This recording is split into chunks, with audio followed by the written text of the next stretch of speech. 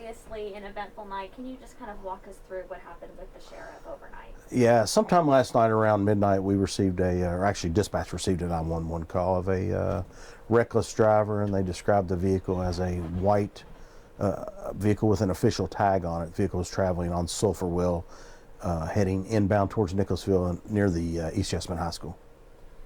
It's a lengthy arrest citation. In the time I had to skim it over, it said that there was a lot of weaving, that this officer had a lot of reason to believe that the driver was under the influence of something. Can you talk about what that officer saw? Well, it just, from looking at the citation, at some point the officer saw enough from the driving characteristics of the driver to make a stop of the vehicle, and then the vehicle stopped actually in his residence in his driveway. Can you talk about the interaction from that point forward? It looks like he was asked to do some field sobriety tests, which officers are do their standardized testing to determine whether or not a person may be under the influence. As it going through the citation, he went through those tests, and it looked like at some point they were stopped for the safety of the individual, but that the officer determined that he had failed the test. How hard is it, and you kind of alluded to it before we started the interview, when it is a colleague, fellow law enforcement officer? For not only you, Sergeant Smith, who had to make the arrest, it's a difficult set of circumstances. Well, it is, but at the same time, we always have to look at this person is the same as anybody else. He's not. He can't go out. He or she cannot go out and do these things and expect any treatment any differently. Because let's be honest, what if that was your family or my family who was traveling, and this individual would have gotten into a collision with them? So we have to treat it the same. It does touch a nerve a little bit, because again, you are talking about somebody that you work with on a daily basis, and so from that sense, yes, it does, because we're all human. We all have thoughts and feelings for people. It does cause that, but at the same time, it doesn't excuse the behavior or the offense. Now, this is the sheriff, obviously, not a deputy. Right. So what happens over at their office now? Do you know it all? No, I really don't. That's a total different entity. He being an elected official, I really don't know where this goes from there. Who oversees the sheriff? Well, that's a great question. I really don't know. That position, again, is an elected position, so I don't know if the county judge has any authority or if it has to go to a different entity in the courts. Now, sheriff or police, you're all members of law enforcement, and the message is clear: do not drink and drive. What message does this send? Well, I mean, it obviously shows that we don't pick and choose. If you are impaired and driving in our community, if we catch you, we're going to arrest you. It doesn't matter who you are, because again, it all goes back to the safety of lives, including the person driving. You know, it could be their life that was lost, or it could be someone else who's innocent, who is just driving down the road and you get into a collision. So again, we will always arrest the people who are creating the offense. And he was released? As far as I know, you have to check with the jail. I don't know what's going on with that. Is this bad timing? If you could, meaning, tomorrow's 9/11, and 9/11 puts the spotlight on first responders. I guess that's why I'm kind of going with this line of questioning. I don't know how to answer that one, really, if it's bad timing or not. It's just a bad situation overall that someone made a choice to get behind the wheel who is potentially impaired. And you don't know if this is a first offense or a second? I do not, no. We know that when you don your uniform and when you step into a car, the culture of law enforcement, you all take that very seriously. And the sheriff was in his car, correct? That's correct. What message does that send? I don't even know how to answer that one at this point. I mean, again, we're in those vehicles and we're out sworn to protect and serve, and again, whatever choice he made, I don't know the whole situation.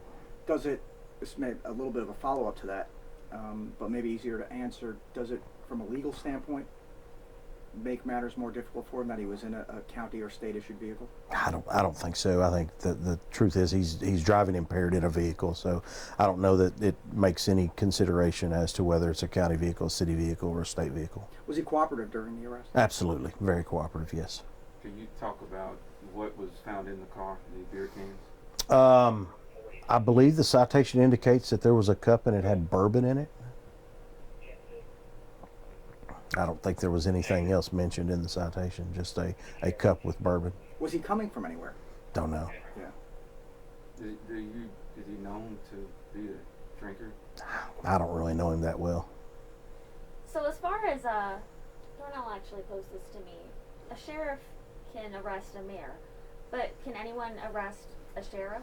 Well, so that's an interesting question. So you're taught in the academy that your chief law enforcement officer in your community is your coroner, and that technically the only person that can arrest the sheriff is the coroner, which is really not true. I mean, let's be honest, if that were the case, the sheriff would be above not being ever arrested unless it was the coroner.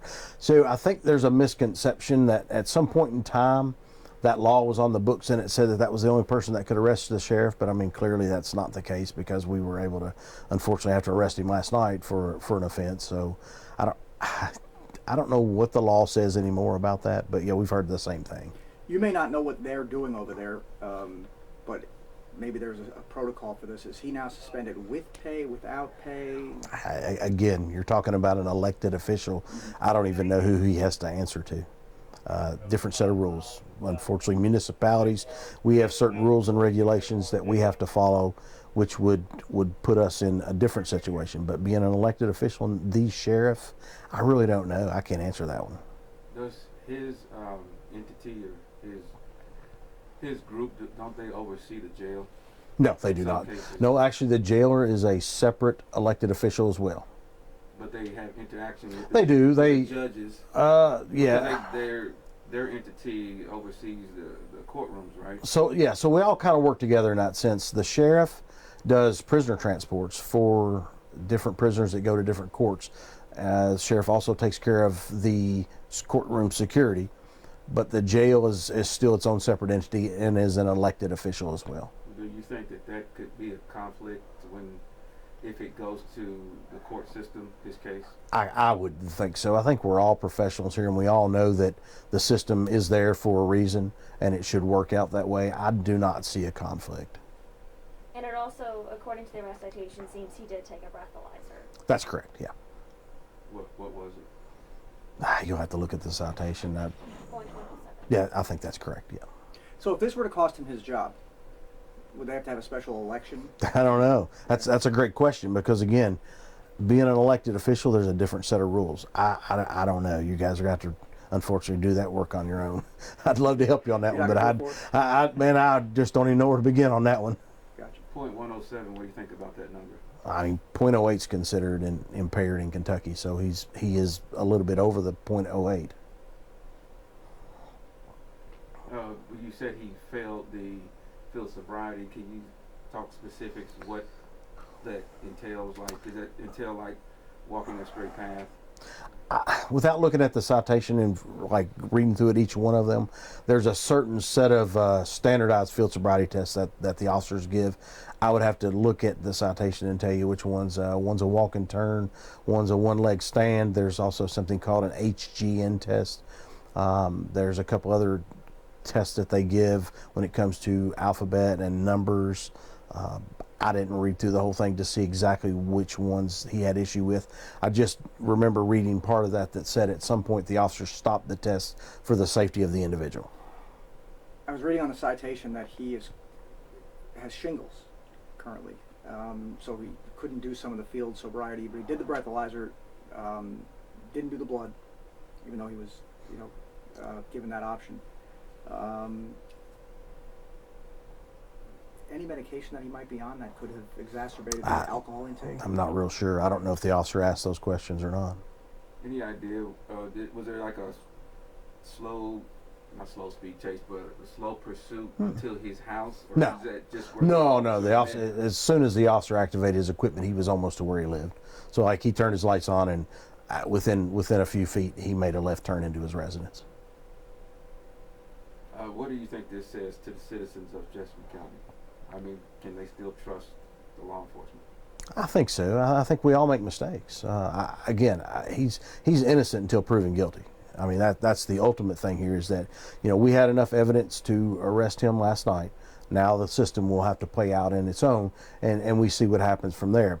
But at this point, I think the citizens should still understand that we're all here as a team to protect, to serve them, and to make sure that everybody's safe.